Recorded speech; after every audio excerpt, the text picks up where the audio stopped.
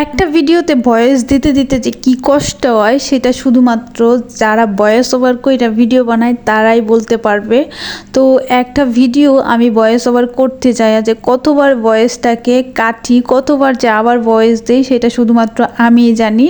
তো হ্যালো বন্ধুরা, আসসালামু আলাইকুম সবাইকে। সবাই কেমন আছো? আশা করছি অনেক ভালো আছো।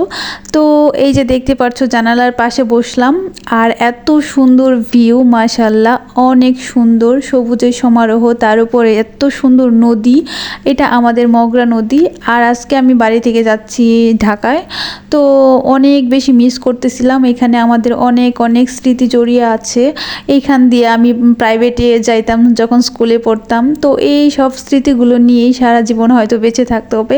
তাছাড়া যখন একবার বাড়ি থেকে কেউ বের হয় তখন আর স্থায়ীভাবে সেই বাড়িতে কোনোভাবেই ফেরা হয় না। তো এই যে পাখির চোখে আমাদের ছোট্ট নেত্রকোনাটাও আপনাদেরকে দেখাই দিব, আমাদের নেত্রকোনা জেলা শহরটা। তো বাসে করে আপনাদেরকে একটু একটু দেখিয়ে দিই আমাদের নেত্রকোনা শহরটা। আমাদের শহরটা ছোট্ট হলেও এটা কিন্তু অনেক অনেক বেশি উন্নত। তাছাড়া এটা খুবই পরিষ্কার পরিচ্ছন্ন থাকে সব সময়। আপনি যখনই যাবেন তখনই দেখবেন যে এটা খুবই পরিষ্কার পরিচ্ছন্ন একটা শহর। আপনি কখনো কোথাও ময়লা পাবেন না, কোনো কিচ্ছু না। যাই হোক, এটা আমাদের সার্কিট হাউস। আর দেখতে পাচ্ছেন মাশাআল্লাহ কতটা সুন্দর, কতটা স্বচ্ছ দেখতে। তো এখন যেহেতু আমি বাসে বসে বসে ভিডিওগুলো করছি, তো কি করব, আর নেমে তো আর আপনাদেরকে দেখাতে পারবো না।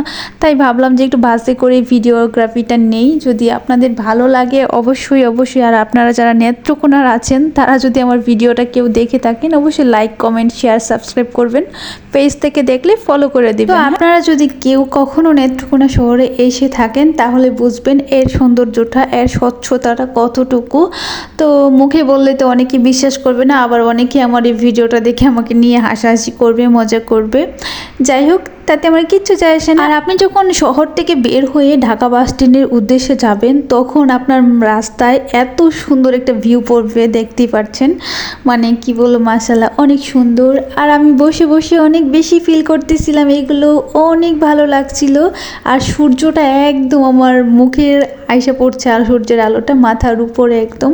তো সকাল সকাল সূর্যের আলোটা একদম অনেক বেশি ভালো লাগছে। আর কি করব, আমি তো জানালার পাশে বসি, এই জন্য যে জানালার সাইডে বসে বসে ভিউটাকে ফিল করব, অনেক বেশি মজা করব। তো আপনারা কে কে এরকম করেন আমার মতো অবশ্যই কমেন্টে জানাবেন। আর আমার ভিডিওটা কেমন লাগতেছে, ভালো লাগছে কিনা সেটাও কমেন্টে জানিয়ে যাবেন। তো অনেকক্ষণ ধরে ভয়েস দিতে দিতে আমি ক্লান্ত হয়ে গেছি একবারে। এতক্ষণ ধরে ভয়েস দিতে দিতে আমার জীবনটা শেষ হয়ে গেছে। তো তোমাদের জন্য এত কষ্ট করে আমি ভয়েস ওভার করলাম, ভিডিওগুলো করলাম। তোমরা কি একটু সাপোর্ট করবা না? অবশ্যই সাপোর্ট করবা, না করলে কিন্তু খবর আছে কয়ে দিলাম। তোমাদের কাছে আমাদের নেত্রকোনা শহরটা কেমন লাগলো, পাখির চোখে দেখাইলাম। যদি ভালো লাগে কমেন্টে জানাইও।